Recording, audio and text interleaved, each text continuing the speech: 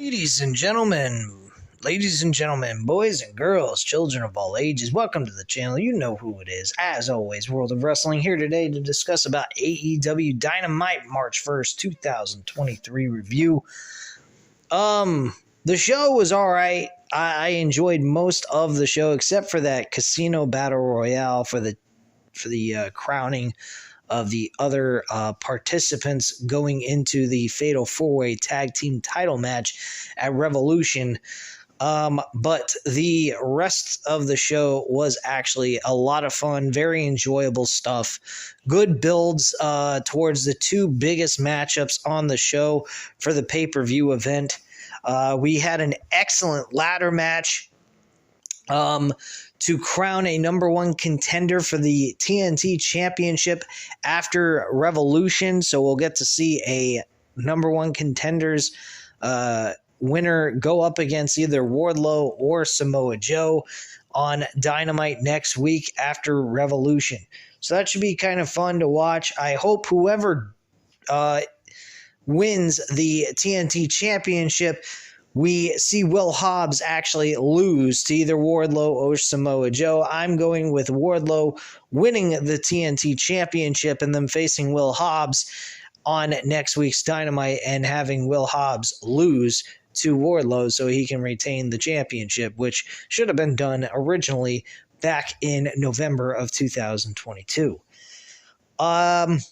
Anyway, the very first match of the show tonight was the All-Atlantic Championship with Orange Cassidy versus Big Bill from the Firm. And I actually was very satisfied with this matchup. I mean, I'm not too keen on the David versus Goliath idea anymore. It is a little over the top, not very realistic, with having a small guy versus a very huge and muscular guy like Big Bill going one-on-one against each other in a match like this. But it was still very entertaining. They did a great job working together, I think. Orange Cassidy does win the match with the Superman punch to the face to Big Bill off the top rope. Very impressive maneuver to end the match, making it a little bit believable, but still, I mean, at the end of the day, do you really believe that Big Bill would lose to Orange Cassidy in a legitimate fight? Probably not. Unless, Orange Cassidy cheated and used a baseball bat, low blow him in the balls, something of that kind of nature. But overall, this was a very fun matchup to kickstart the show. This is the second time we've seen Orange Cassidy kickstart the show with the All-Atlantic Championship. He is actually doing rather well. They're highlighting him on Dynamite, the bigger show, where people actually watch AEW. Rampage, not so much. He was on Rampage a lot, defending the All-Atlantic Championship. And here, the last, I believe, 2 or 3 weeks, he has been highlighted on Dynamite and put in the opener of the show, which is actually one of the bigger portions of the show that's very important besides the main event. And I think they did an excellent job here. And I actually really enjoyed what I saw. It was a lot of fun. Moving on, we went to a backstage promo video that occurred last week when Jon Moxley beat Evil Uno one-on-one last week, and he was dripping buckets of blood through the hallway and up the stairs. So he was on a stairwell talking into the camera and pretty much saying he loves what he does. He lives for this. It's breathing to him. It's being alive, being violent, being aggressive and bleeding, and just destroying his own opponent as well as himself. He thrives on it. It's something that he lives for.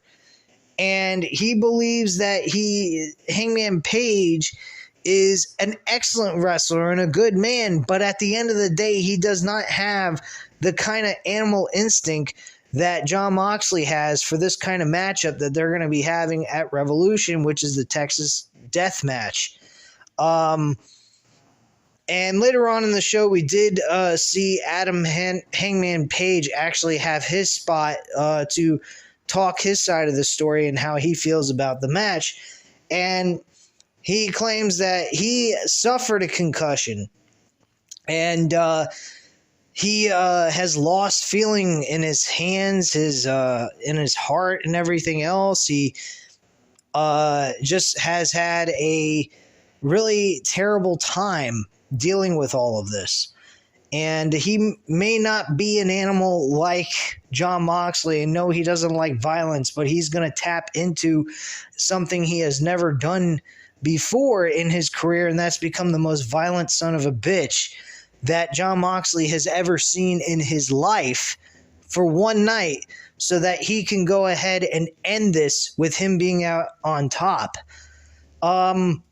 Both promos were good. I think Jon Moxley was a lot better simply because of the fact that he put so much intensity into this promo. I mean, like, Jon Moxley, you give him the ability to just run his own promo, he will be the most intensified guy and make and hype up a match between himself and his opponent so well that it is to the point where it's believable, like it's real.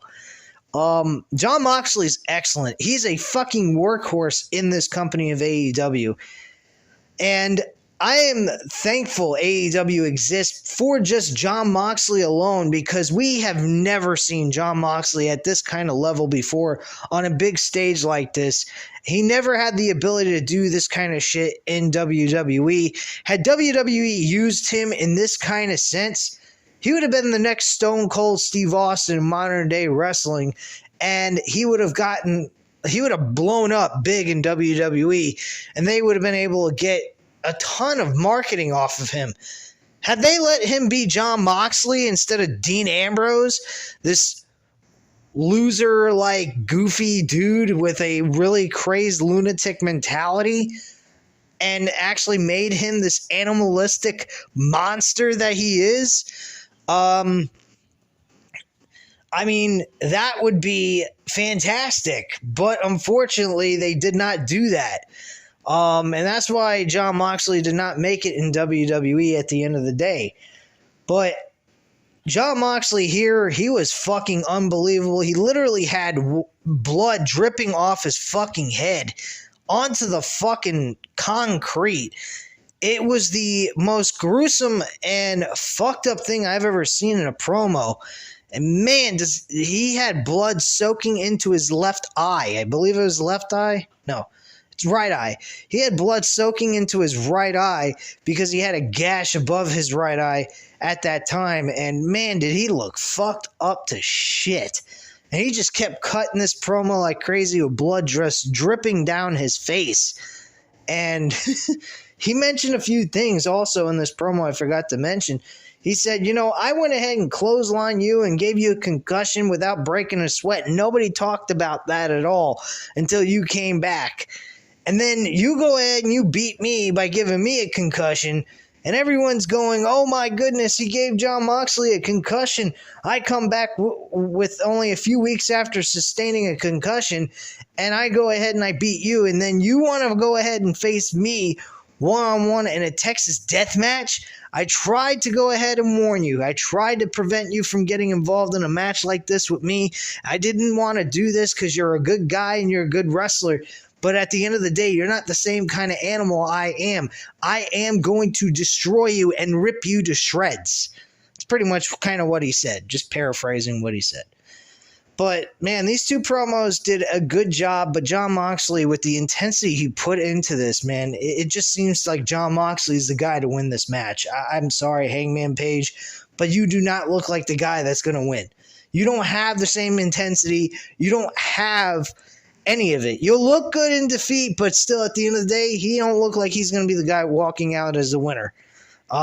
Just my viewpoint, but then again, I might be surprised when Hangman Page walks out the winner of this Texas death match. And this matchup should be right in the middle of the show. I'd say about third or fourth match, and we should get a fucking barn burner out of these two in such an aggressive and violent way that we are going to go ooh and ah throughout the entire thing.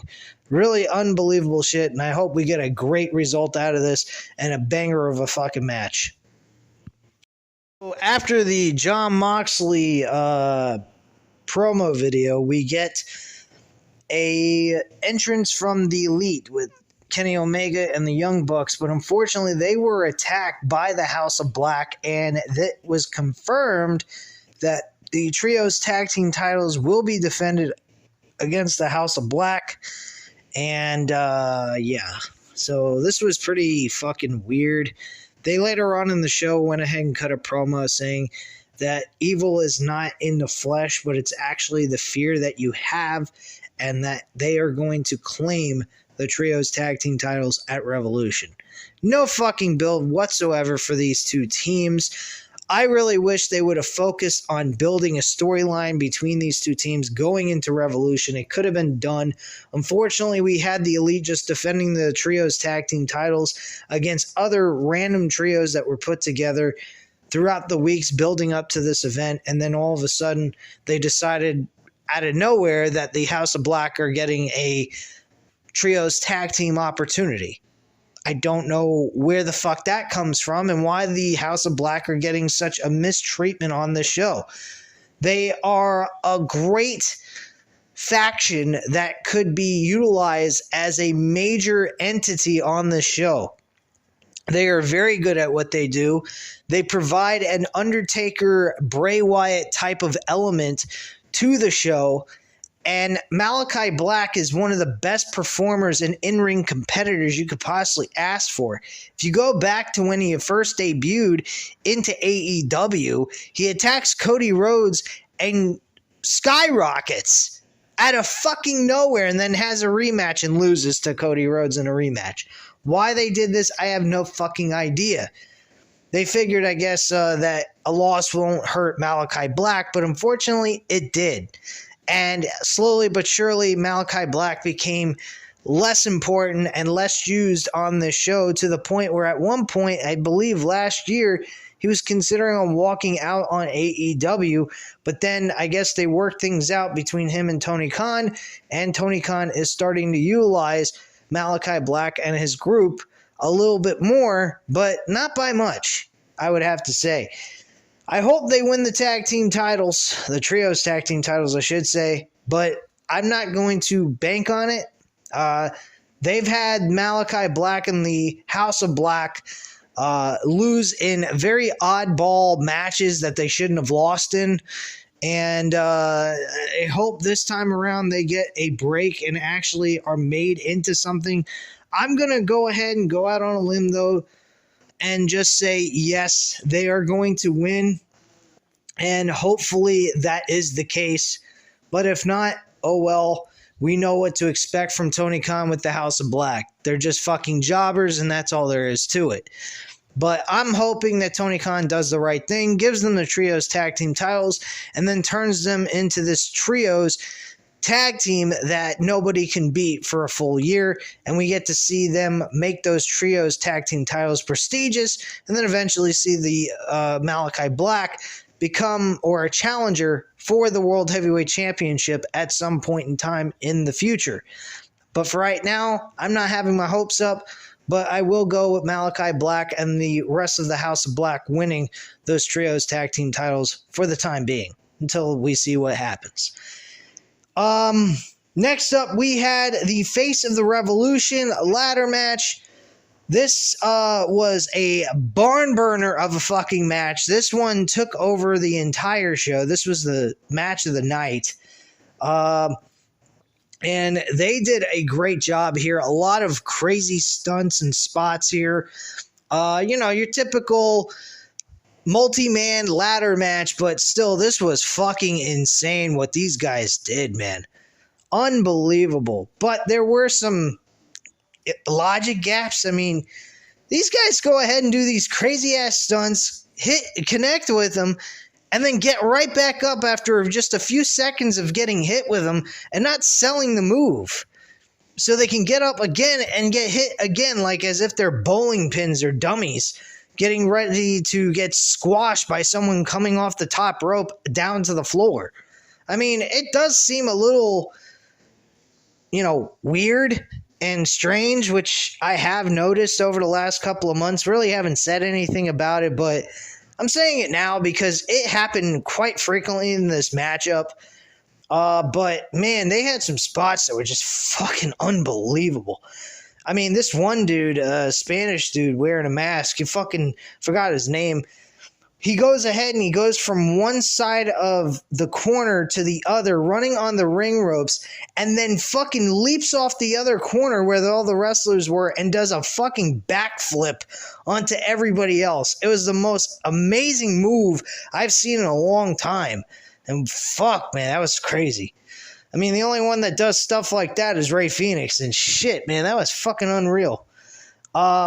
But yeah, it was a lot of fun, very enjoyable. Will Hobbs actually picks up the victory. I thought Sammy Guevara was going to win on account of Daniel Garcia getting involved in the matchup, but he does not. He ends up losing this matchup. Will Hobbs actually is the one that picks it up, and Takeshita came very close to winning, and unfortunately he lost this matchup thanks to Will Hobbs interfering in it and getting the victory. So congratulations to Will Hobbs, only to possibly, more than likely, lose to Wardlow at next week's Dynamite. All right, so we also had a mention that Trent Beretta and Chuck Taylor will not be in the Casino Battle Royale because they are not cleared, but Danhausen and Orange Cassidy were placed as a tag team in this Battle Royale, which they actually won later on in the show.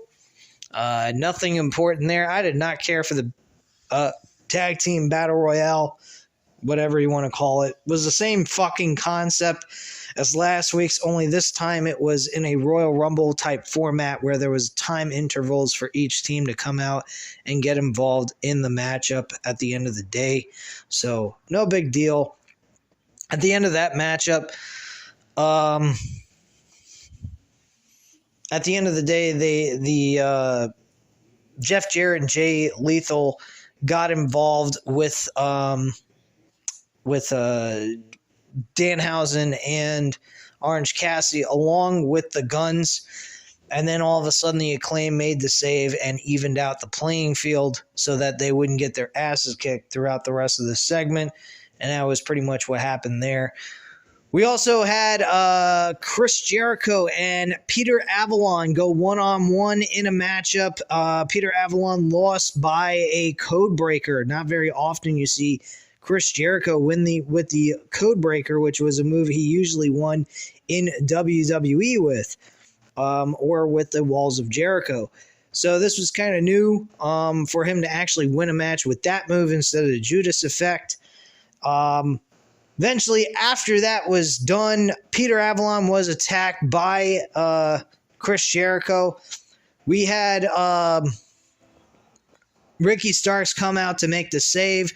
But after that, Jericho grabbed the microphone and said, I know that I signed a contract that said that the Jericho Appreciation Society is not allowed by ringside, but that is not the ruling here tonight. And then all of a sudden we see Daniel Garcia and Jake Hager attack Ricky Starks with Chris Jericho. Daniel Garcia actually is performing the rock bottom. He did this twice tonight. Once in the ladder match, and then also once at the this segment here with attacking Ricky Starks. And I got to admit, Daniel Garcia looks pretty damn good performing the rock bottom. He performs it to a T. I mean, he looks like he is doing the Rock very well with that maneuver. So I'm very impressed with him. I hope he continues to use that maneuver. I love that fucking move, actually. One of my favorite moves, very simplistic move as a finisher. And it's very effective the way it looks. So yeah, I actually love it. I think Daniel Garcia looks good using it, and I hope he continues to do that as his finishing maneuver. All right, next up we had Christian Cage talking to Renee Paquette about why he made his return and attack Jungle Boy when everyone thought that everything was settled between these two. And the explanation to why Christian Cage came back is because when he was healing up back home, he was watching Dynamite, keeping an eye on things and seeing how everything's going on, so he's up to snuff with everything. And he heard Jungle Boy, Jack Perry, say the ultimate goal for him this year in 2023 is win a singles championship. And Christian explains that pissed him off. That made him want to go after him and beat his ass because he wants to be the guy to win a singles championship in 2023. He says, this guy doesn't give a flying fuck about professional wrestling and this business. These youngsters are not like Christian Cage and guys like him back in his day. He cares about making money. These kids want a nice shiny toy so that they can go running around saying that they're a champion and not making the titles prestigious at the end of the day. He wants to make the business like an ATM machine and get as much money as he possibly can out of the business before making it dry out.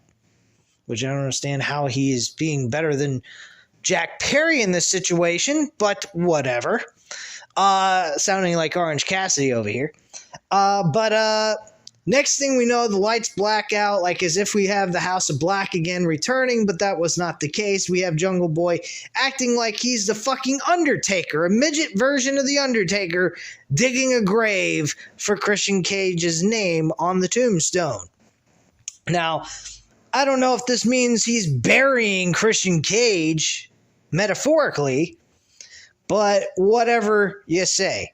But at the end of the day, this segment was about making a match official that Christian Cage and Jungle Boy will be in a fight, nothing more, nothing less. No rules, no disqualification. So basically a street fight or a no-holds-barred match. And that's pretty much it. So that is really what took place there. Next up, we had the FTW Championship with Hook versus Matt Hardy. Matt Hardy and him went at it one-on-one with the Firm getting involved. They almost pick up a victory with Stokely hitting Hook in the head with a cast in the skull. And Matt Hardy goes for a pinfall. He kicks out and then eventually ends up hitting and submitting Matt Hardy immediately as he applies the hold. It was not even a sales job. He just fucking instantly quit before he could even apply any pressure. So the referee called for the bell and the match was over. We also had Tony Storm going up against Ryu,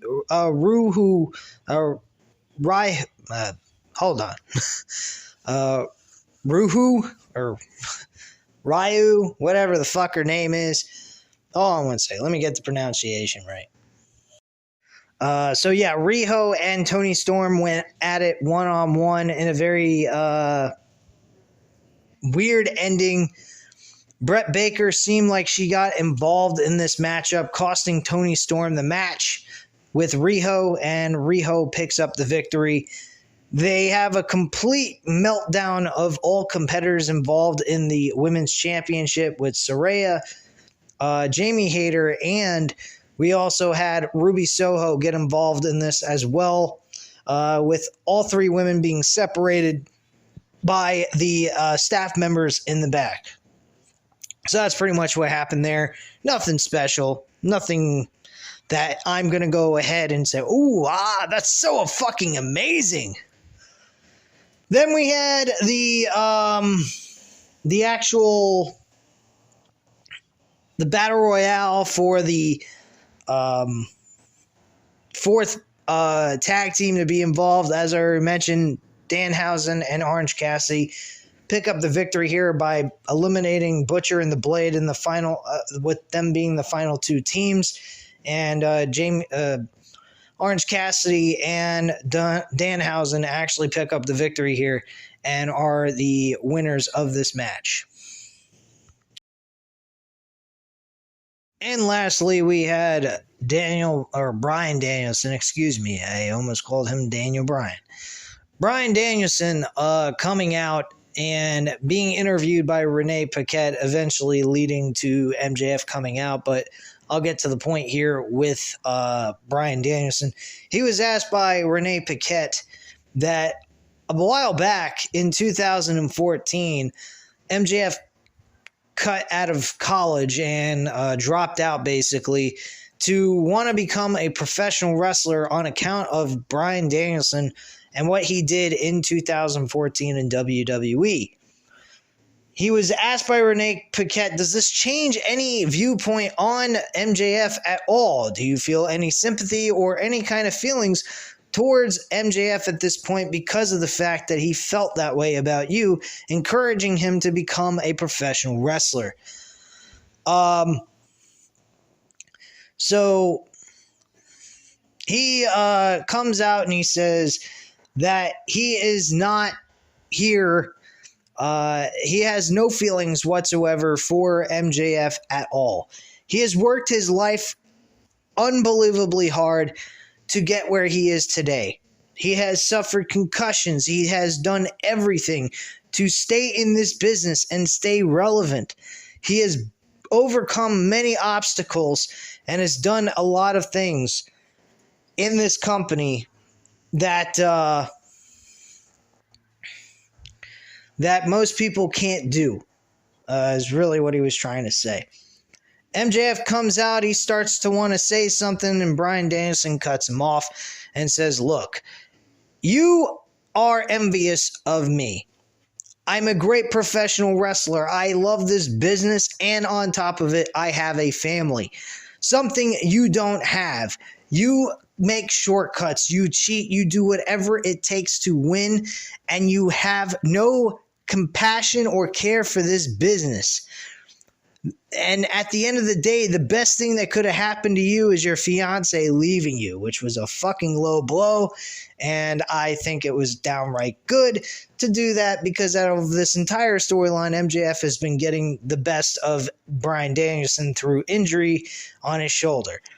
He said, I have busted my ass and I could have stayed in a company that would have paid me enough money to give me retirement, but I chose to come here to AEW because I want to fight. I want to find the best opportunity of challenges I can find in this business and face them one-on-one.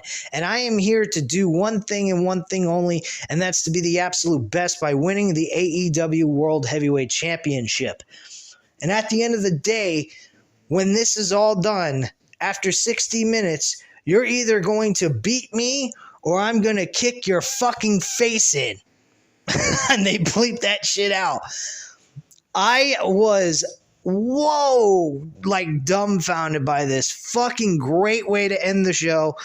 Absolutely enjoyed it. This was a good segment to end the show. I think they could have given him a little bit more time to get MJF to say something he wanted to say. But otherwise, I think that this was a great way to end the show. And I am really excited for Revolution in some cases. Some of the match card I don't particularly care for. I don't think it was boosted up enough to get you feeling like, hey, this is a real built-up, thought-through pay-per-view. It seems more like we just got a bunch of matches that could be bangers and entertaining worth. But as storyline builds go, I don't think they did the right thing here. They just threw some matches together, and that was basically it, and that's what we got.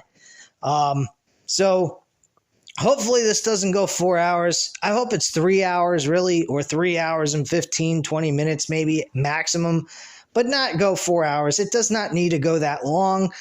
I hope that they, shorten it a little bit and make it a little easier on us viewers, because I sure as hell don't want to sit through 4+ hours of professional wrestling on Sunday night on March 5th. Anyway, guys, that's all I have to say at this time. That is your review. If you enjoyed this video, go ahead and hit the like button. I greatly appreciate it. Hit the subscribe button if you're not already subscribed to the channel, and leave a comment down below, and I'll definitely get back to you on that. And I thank you very much for watching, and I hope you have a great night, guys. Bye.